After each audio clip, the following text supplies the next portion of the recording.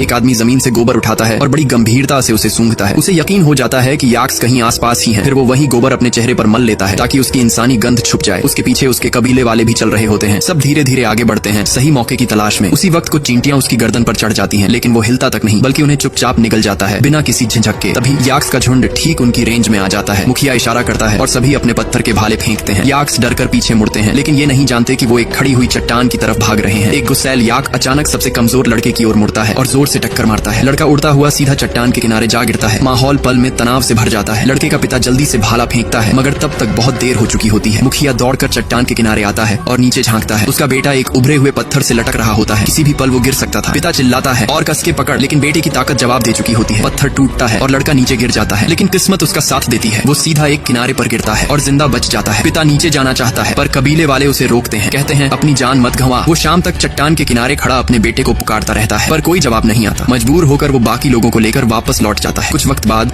लड़का होश में आता है। उसकी आंख एक गिद्ध की आवाज से खुलती है। खुद को एक खतरनाक चट्टान पर फंसा हुआ पाता है। वो चिल्लाता है पिता, लेकिन चारों ओर सन्नाटा है। उसे समझ आता है कि अगर वो बस यूं ही बैठा रहा तो यहीं मर जाएगा। वो नीचे उतरने की कोशिश करता है, मगर सहारे खत्म हो जाते हैं। जैसे तैसे एक दरार को पकड़कर हवा में झूलता है। तभी बारिश शुरू हो जाती है। ठंडी हवा, भीगता शरीर और भूख की हालत में वो हिम्मत नहीं हारता। मजबूती से उस चट्टान से लटकता रहता है। नीचे बारिश का पानी इकट्ठा होने लगता है और लड़का एक बड़ा फैसला करता है। वो खुद को नीचे गिरने देता है। जब फिर होश आता है, उसका टखना मुड़ा हुआ होता है। प्यास, भूख और दर्द उसे तोड़ने लगते हैं, लेकिन वो हार नहीं मानता और पत्थर से अपनी हड्डी सेट करता है। दर्द सहते हुए वो लंगड़ाते हुए चट्टान की तरफ बढ़ता है। अंत में उसे एक कब्र दिखती है जो उसके पिता ने उसके लिए बनाई थी। उसका दिल टूट जाता है। वो अकेला रह गया था, न कबीला, न पिता, न रास्ता। तभी दूर एक भेड़ियों का झुंड गुर्राता है और लड़का समझ जाता है कि अब रुकने का वक्त नहीं। वो दौड़ता है और एक सूखे पेड़ पर चढ़ जाता है, वहीं पहली रात बिताने के लिए। अगली सुबह पानी भरते वक्त भेड़िए फिर से उसे देख लेते हैं। लड़का भागता है और फिर पेड़ पर चढ़ जाता है। डर के मारे अपनी कटार निकालता है और एक भेड़िए पर वार करता है। किसी तरह जान बचाता है। बाकी भेड़िए भाग जाते हैं, मगर एक भेड़िया जमीन पर पड़ा रहता है, पूरी तरह जख्मी। लड़का धीरे धीरे उसके पास जाता है, भाला उठाता है, पर जैसे ही उसे मारने लगता है खुद को रोक लेता है। वो वही लड़का था जो कभी एक जंगली सुअर तक को मार नहीं पाया। वो अब भी वैसा ही था। वो उस भेड़िए का मुंह रस्सी से बांधता है और उसे नदी के पास ले जाता है। उस रात दोनों एक गुफा में साथ रहते हैं, एक इंसान और एक घायल भेड़िया। दोनों अकेले, दोनों जिंदा। अब दोस्तों, अगर आप पार्ट 2 भी देखना चाहते हो तो कमेंट में जरूर बताना।